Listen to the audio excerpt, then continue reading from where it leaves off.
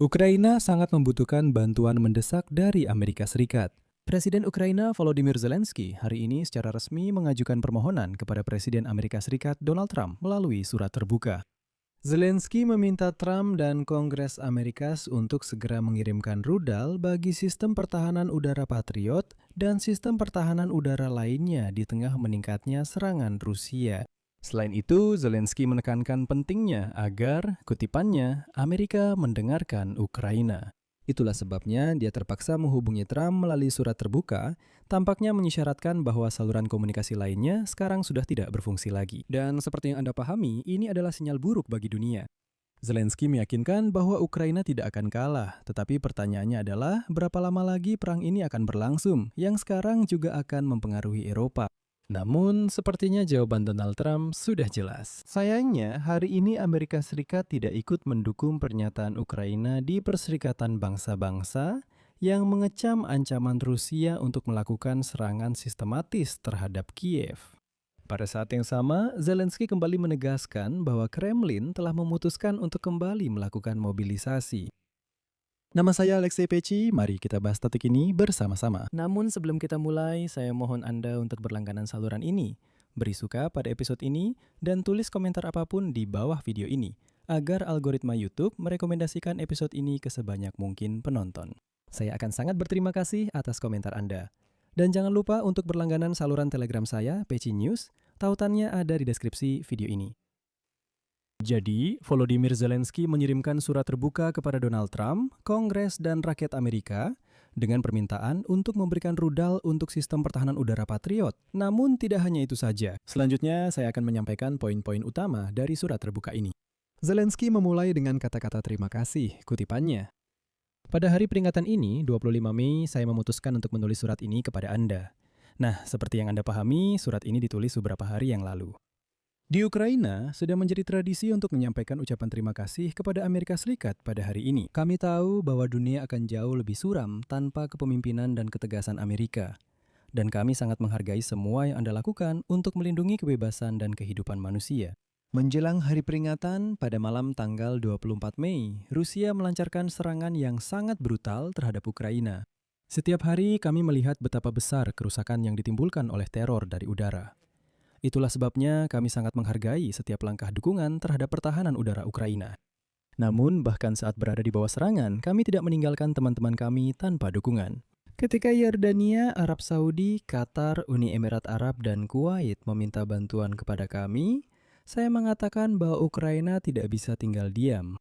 Selanjutnya, Zelensky menekankan bahwa dia telah mengirim spesialis Ukraina untuk membantu memperkuat keamanan dan pertahanan udara di kawasan Timur Tengah, termasuk perlindungan pangkalan Amerika.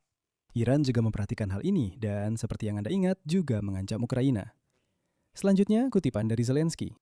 Kami telah mencapai kemajuan signifikan dalam pelindungan dari semua jenis drone, tetapi Ukraina belum memiliki kapasitas produksi sendiri untuk sistem pertahanan udara. Ketika berbicara tentang pertahanan udara, kami mengandalkan teman dan mitra kami di seluruh dunia. Dan ketika berbicara tentang pelindungan dari rudal balistik, kami hampir sepenuhnya mengandalkan Amerika Serikat. Sistem Patriot tetap menjadi alat paling efektif melawan semua jenis rudal balistik Rusia, dan di tangan Ukraina, sistem ini telah menunjukkan pentingnya. Sekarang kami melihat sinyal dari Moskow bahwa Rusia sedang bersiap untuk meningkatkan kampanye terornya terhadap Ukraina. Kami memahami bahwa saat ini permintaan rudal untuk Patriot sangat tinggi di wilayah lain. Kami memahami bahwa Amerika Serikat bertanggung jawab atas pertahanan mereka sendiri dan perlindungan sekutu serta mitra mereka. Kami memahami bahwa Eropa harus memikul tanggung jawab yang lebih besar. Bagi kami, sebagai bangsa yang berjuang untuk bertahan hidup, tidak ada yang lebih menyakitkan daripada melihat baterai Patriot yang kosong.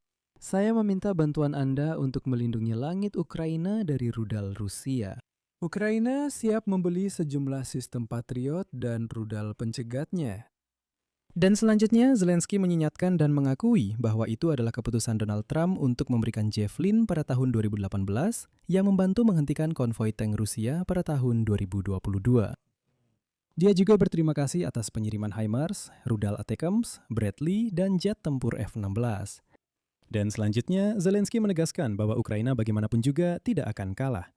Pertanyaannya hanya berapa lama perang ini akan berlangsung dan bagaimana Washington akan meresponsnya. Berikut kutipan selanjutnya.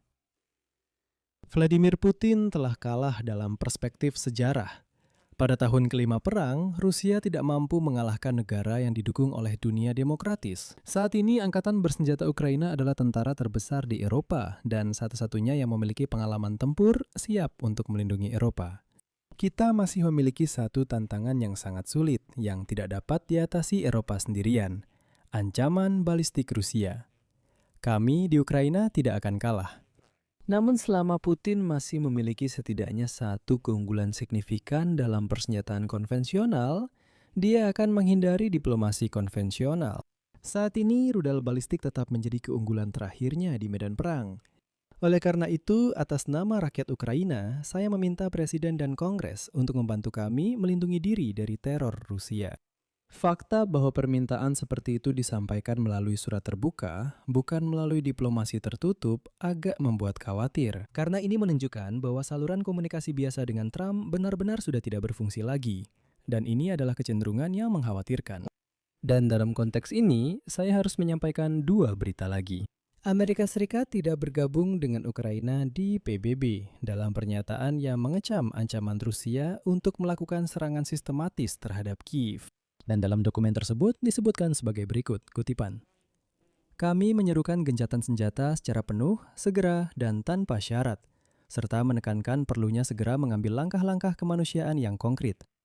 Dan pernyataan ini didukung oleh hampir 50 negara, termasuk negara-negara Eropa, Inggris, Kanada, Australia, Selandia Baru, Jepang, dan Korea Selatan. Namun, Amerika Serikat menolak untuk mendukung seruan tersebut. Dan saat saya merekam episode ini, Rusia kembali menyerang Ukraina dengan persenjataan balistik, rudal balistik, dan rudal Kinzhal.